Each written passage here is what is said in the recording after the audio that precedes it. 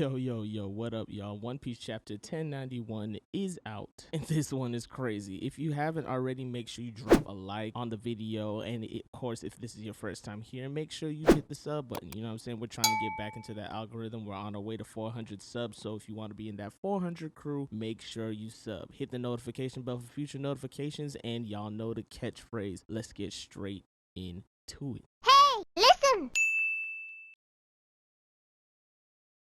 So I'm just gonna start by apologizing for this poor audio. Y'all guys know the deal. I travel for work and not every place is ideal. I'm pretty sure this room has a giant AC unit in it that is just making a horrible noise. So, but whatever, we gonna get into it. This week's chapter 1091 is titled Sentomaru, and let me tell y'all, it is very much titled appropriately. The chapter picks up with Kizaru. He's going to work on Egghead Island. It didn't take him a second. This man blitzed over there and went straight to work. I gotta give it to Kizaru. He is the only admiral that just gets the job done. There's nothing else that comes along with it. You want the supernova gone off Sabari? Kizaru. You want him to go into Wano and stop Luffy from beating Kaido? Kizaru. You want me to go ahead and kill Dr. Vegapunk, rescue the lab, the Mother Flame York, and beat Straw Hat Luffy? Kizaru. This man just gets the job done, and I respect it. Directly after that, we see that Sentomaru has given the order to the Pacifista to attack the Navy. Sentomaru's a real one, you know what I'm saying? He wants Dr. Vegapunk to be safe, so he just went and gave the order to go ahead and attack, and we see that the Sea Beast weapons, along with the Pacifista, are attacking the naval fleet. Now, the Navy does have some tricks up their sleeve, you know what I'm saying? They've got some people all their own. They got this Mega Chin dude, Crimson Chin, Vice Admiral over here that is taking out Sea Beast with one punch. You know what I'm saying? I don't really know if that's a feat because we don't really know how strong these Sea Beasts are, but hey, he at least is not a scrub, right? Same thing with Doll. We see that Doll took out a Pacifista with one kick. Pretty cool, not super impressive post time skip because let's be honest, I think Bo Hancock and people like that were taking out Pacifista pre-time skip, so it's not super impressive, but you know, at least they're not getting completely washed because that would just be embarrassing. From here, we see that Usopp's basically breaking down the situation to our group, saying, yo, the Navy and Sentomaru's going at it, to Vegapunk's surprise. He knows that Sentomaru was with the Pacifista waiting for the Navy to essentially make their move, but I guess he never thought they would because it would be clear to the Navy that Egghead Island's defenses are very much active and ready. Unfortunately for him, they got Kizaru. It doesn't really matter because they're here to kill him, so what is it to them whether Egghead Island's defenses are willing to defend him? They're just in the way at this point. Either way, he goes ahead and gives us a breakdown of how the command of the Pacifista are controlled, and basically the hierarchy is like this. It goes the authority ship holders, then Sentomaru, then Vegapunk. The 5 elders have control over them. So let's be honest here. There's St. J. Garcia out here just waiting to make his move, and he basically has authority over the Pacifista and he has authority over the Seraphim. This could go very, very wrong. Directly after this is when they start to realize that Stussy was absolutely right, and they actually sent an admiral to come deal with them. The admiral that they sent, obviously we know, is Kizaru, but that is a name that sends shivers down the spine of the Straw Hats because he gave the Straw Hats the work in Sabari, and they remember it very, very clearly.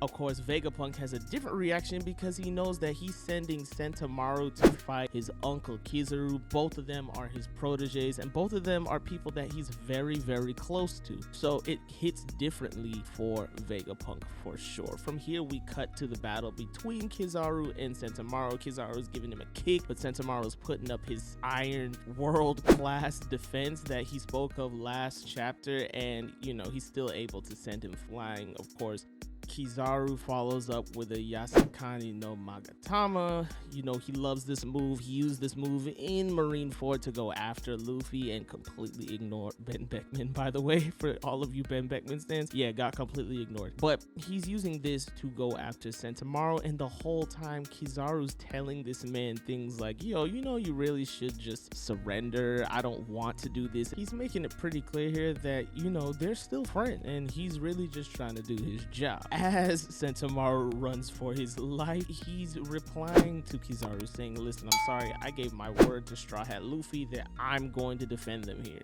Now, Kizaru's confused here. He's like, bro, when have you gotten buddy-buddy with pirates? And Sentomaru explains, I owe Vegapunk my life, and I really don't care if I'm siding with pirates or whoever side that I'm on. I'm going to defend him until he escapes. At this point, Sentomaru grabs his axe and attacks Kizaru. Of course, it doesn't really work on Kizaru because Kizaru's haki is stronger than Sentomaru's, therefore it just phases right through him. From here, we get a quick flashback from Sentomaru as Kizaru and Vegapunk back in the day come to basically deal with him as a problem to these villagers. He beating up bears that I guess were a problem, and the villagers, I guess, you know, they ousted him. I guess he was just too strong for them. So they came and took him in. Vegapunk offers him a job to become a bodyguard for him, and a young Sentomaru's like, yo, as long as I get enough money to buy onigiri, and you can tell he's hungry. You know, these really aren't the best conditions for a little kid like him, but it's pretty heartwarming to see a Vegapunk that was willing to take Sentomaru in, and of course even a Kizaru that was willing to train the Sentomaru. From here we cut back to Kizaru, and even Kizaru agrees Sentomaru was so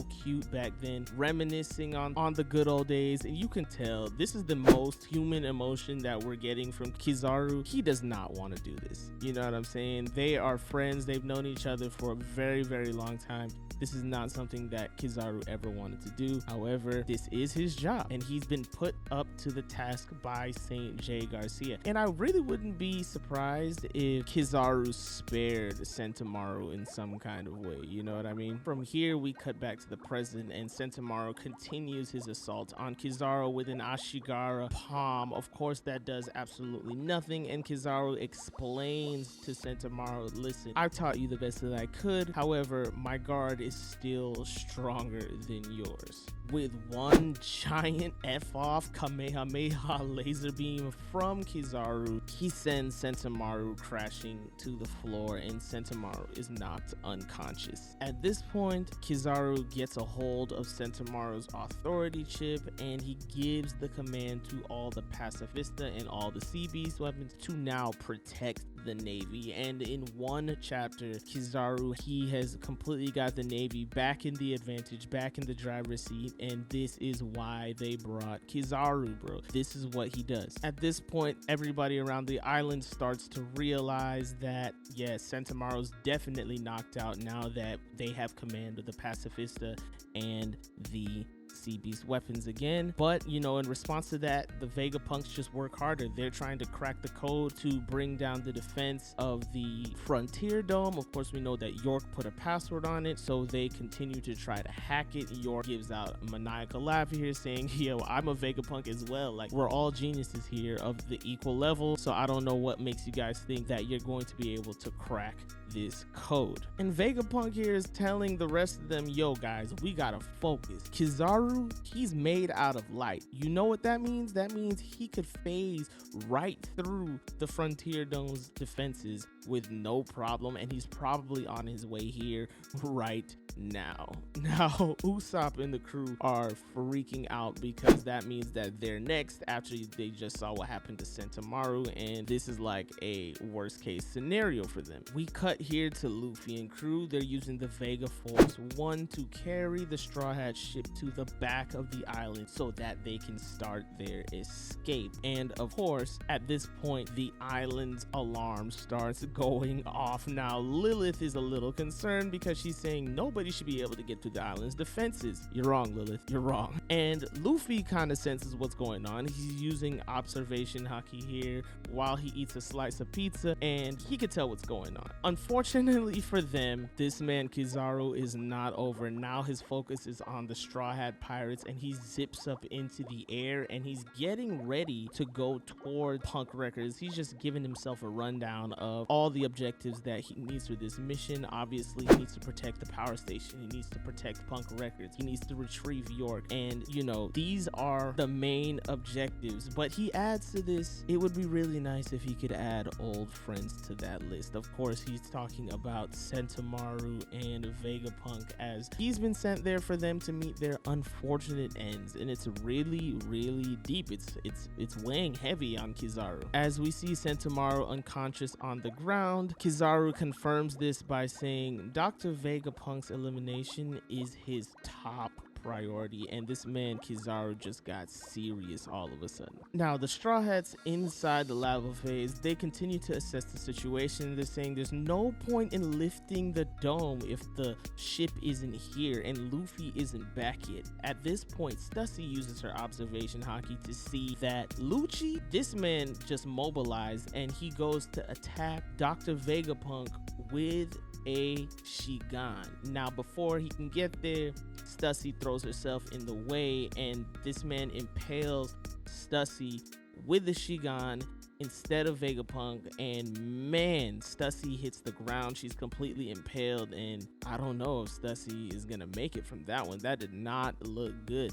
At this point, our quickest actors start to mobilize. Sanji grabs the bubble gun from Nami and puts Kaku instantly in bubble prison, just like the Seraphim. And I gotta say, Kaku is really dumb. Sanji even mentions it here, and he says, I guess your friends left you out of the loop. How do you feel about that, Kaku? Rob Lucci didn't tell you anything before you could even ask Sanji put you in prison. Like, bro, do better, do better. But from here, we see that Zoro actually steps up to Lucci here, and I don't know if Lucci is kicking Zoro or Zoro slicing at him, but they are in a clash of armament haki right here, and Zoro says, it looks like you waited for backup to grow a spine. Yo, this man Zoro is nasty with the trash talking, bro. But Lucci doesn't care about any of that. He was saying, yo, all you guys are basically as good as dead now that Kizaru is on his way here, so we might as well make our move as well. And that's what CP0 is, guys. They just flip from side to side, taking advantage of the situation. And I mean, honestly, let me know down in the comment section below, do you think Zoro could actually take Rob Lucci on? Personally, I think so. I think if this fight carries on for more than 5 minutes, Zoro is gonna have this man in pieces. But let me know what you guys think in the comments. Now here Zoro pushes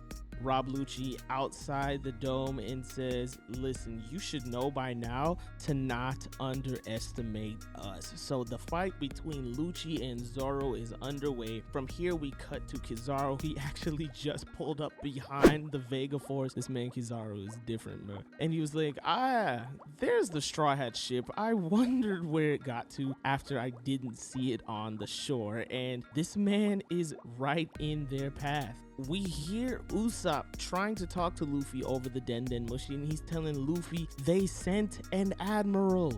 What are we going to do? But they get no response. They're saying, Luffy, can you come in? Can you hear us? Little did they know, this man Luffy is already on it. He pulls up to Kizaru. He says, long time no see, and goes straight for an attack. Mind you, this is an attack cladded with haki. Kizaru defends this and he says, I see that you're as cheeky as ever. To which Luffy responds, we're 100 times stronger than we were 2 years ago. Kicking off this grudge match between Kizaru and Luffy, this is what we've been talking about for the past 2 weeks.